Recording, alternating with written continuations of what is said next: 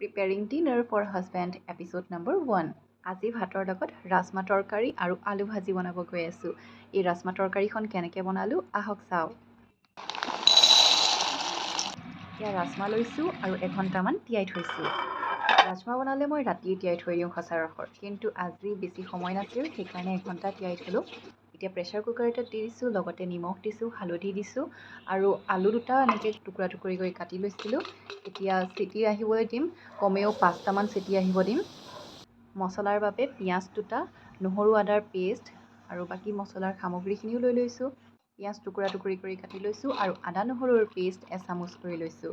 হুচেল কমিল আৰু সিজোৱা ৰাজমাখিনি বাতি এটাত লৈ লৈছোঁ। ইণ্টাৰেষ্টিং কথাটো হ'ল আজি ৰাজমা তৰকাৰীখন প্ৰেছাৰ কুকাৰত বনাম।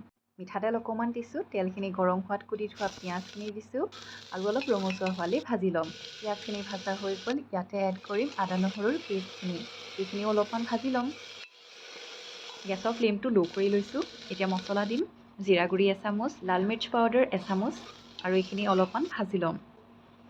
মছলাখিনি সিদ্ধ হ'বলৈ কাৰণে কি কৰিছোঁ, সেই ৰাজমাখিনি সিজাওঁতে যে পানীখিনি আছিল সেইখিনি অকণমান দি লৈছোঁ আৰু অলপমান মছলাখিনি সিদ্ধ হ'বলৈ কাৰণে দিছোঁ।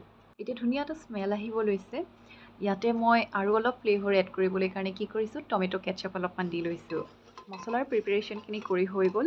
এতিয়া ইয়াতে ৰাজমাখিনি দি দিম।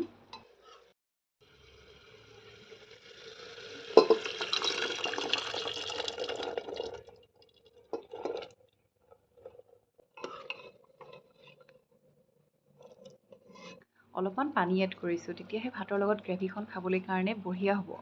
আৰু ভালকৈ উতল আহিবলৈ দিম। যিহেতু প্ৰেছাৰ কুকাৰত বনাইছোঁ আজিৰ এই ৰাজমা তৰকাৰীখন, গতিকে ঢাকনখন লগাই দিম আৰু 3-4টা চিটি আহিবলৈ দিম, তেতিয়া আৰু সোৱাদ লগা হ'ব।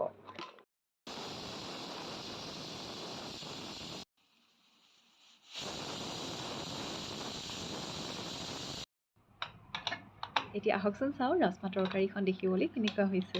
আৰু কমেণ্ট কৰি জনাবচোন কোনে কোনে ৰাজমা তৰকাৰী ভাতৰ লগত খাই ভাল পায়। আমি অসমীয়া মানুহ, গতিকে সচৰাচৰ আমি ভাতৰ লগত দালিয়ে খাওঁ, কিন্তু কেতিয়াবা অলপমান বেলেগকৈও খাবলৈ মন যায়, নহয়নে বাৰু? আৰু এইখন হৈছে আজিৰ ব্যঞ্জন, প্ৰেছাৰ কুকাৰত ৰাজমা তৰকাৰী।